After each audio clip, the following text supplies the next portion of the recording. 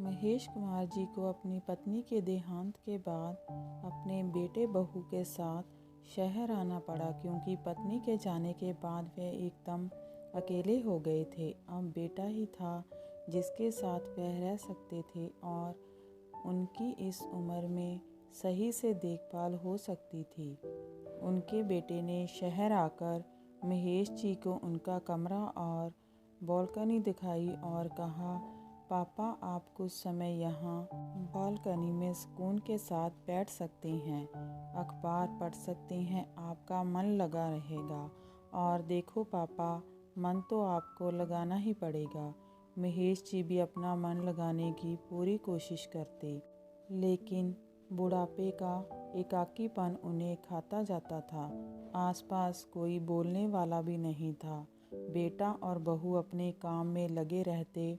उनकी किसी खास काम के लिए उनके पास वक्त नहीं होता। हालांकि उनकी खाने पीने की तो समुचित व्यवस्था थी, लेकिन बुढ़ापे के वृक्ष में खाने पीने से ज़्यादा स्नेह और प्रेम की खाद की ज़रूरत होती है। उनकी प्रेम की भूखी आंखें हमेशा अपने लिए उस प्रेम की तलाश में रहती जो बिन कहे उनकी व्यवस्था को समझ सके, उनका दर्द समझ सके।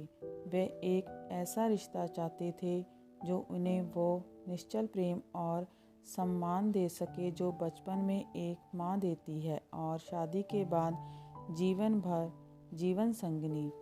क्योंकि इस उम्र और इस परिस्थितियों में दोनों ही बातें संभव नहीं थी, इसलिए वह हमेशा खिसियाए हुए और बुझे बुझे से रहते। कभी कभार पोते के साथ मन बहला लिया करते, लेकिन वह भी अक्सर स्कूल की पढ़ाई में लगा रहता और एक छोटे बच्चे के साथ आखिर वह कितना वक्त बिता सकते थे। आजकल के बच्चे को तो वैसे भी स्कूल के काम और फ़ोन से फुर्सत ही नहीं है।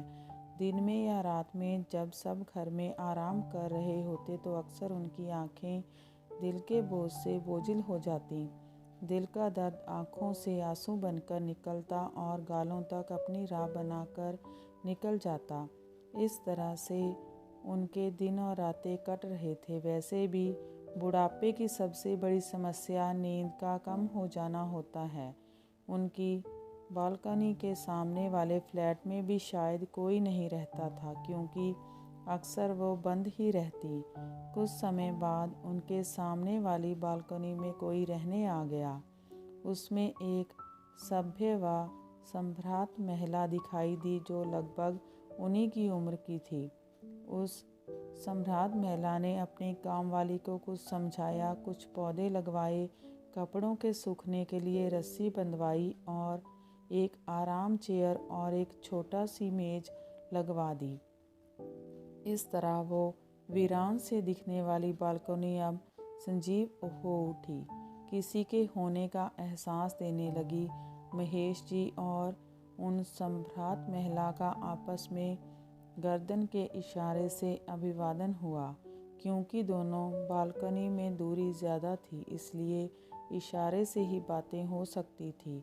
और यूं भी तेज बोलकर बातें यहाँ शहरों में कहाँ हो पाती हैं। यहाँ तो हर इंसान अपने आप में मगन है, आसपास की किसी को कोई खबर नहीं है। अब तो महेश जी को अपनी बालकनी अच्छी लगने लगी। वह अब आराम से बैठ अखबार पढ़ते।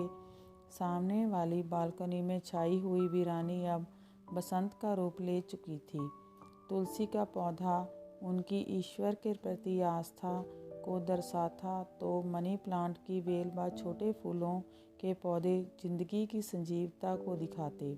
वैसे भी स्त्रियों को ईश्वर का वरदान प्राप्त है कि वह चाहे जहाँ घर बसा सकती हैं, उसे स्वर्ग का द्वार बना सकती हैं, बसंत ला सकती हैं, वीरानियों को बदलकर बगिया खिला सकती हैं। स्त्रियां घर के आसपास एक सकारात्मक ऊर्जा का निर्माण करती हैं। वह सम्राट महिला जब कभी पौधों को पानी देते समय भजन गुनगुनाती तो उसकी आवाज़ तो महेश जी तक नहीं आती, लेकिन उस भजन का एहसास उन्हें कुछ भीतर तक होता। धीरे धीरे वह अपना एकाकीपन भूलने लगे। रातों को भी उन्हें अब थोड़ी चैन की नींद आने लगी, क्योंकि उन्हें एहसास होता कि कोई तो है जो सुबह उन्हें मिलेगा, किसी से अभिवादन होगा और एक खुशनुमा सुबह उनका भी इंतज़ार कर रही है। बस इस तरह उन दोनों का रोज़ आँखों से व गर्दन के इशारे से आपस में अभिवादन होने लगा। संवाद कभी ना होता। महेश जी अब फिर से ज़िंदगी को जीने लगे थे। वह उन महिला को कभी वहाँ सब्जी साफ करते देखते, कभी पौधे में पानी देते हुए देखते, कभी अचार सुखाते देखते तो कभी स्वेटर बुनते। दोनों का आपस में कभी संवाद नहीं होता, बस एक एहसास होता कि उनके आसपास भी कोई है। उन महिला की एक प्यारी सी पोती भी थी, जिससे वह कभी कभी इशारों में ही महेश जी को नमस्ते करवाती, जिससे उन्हें और अपनापन महसूस होता। बस इस तरह दोनों में एक प्यारा सा अनकहा रिश्ता बन गया। यूं ही धीरे धीरे 2 वर्ष गुजर गए। एक दिन महेश जी ने देखा कि उन महिला ने ना ही उस दिन दीप जलाया, ना ही पौधे को पानी दिया, बस आकर आराम कुर्सी पर ऐसे ही बैठ गई। महेश जी को लगा शायद तबीयत खराब है। उन्होंने इशारों से पूछा क्या हुआ। उन्होंने भी इशारे से जवाब दिया सब ठीक है। लेकिन 2-4 दिन में उन महिला का बालकनी में आना भी कम होता गया।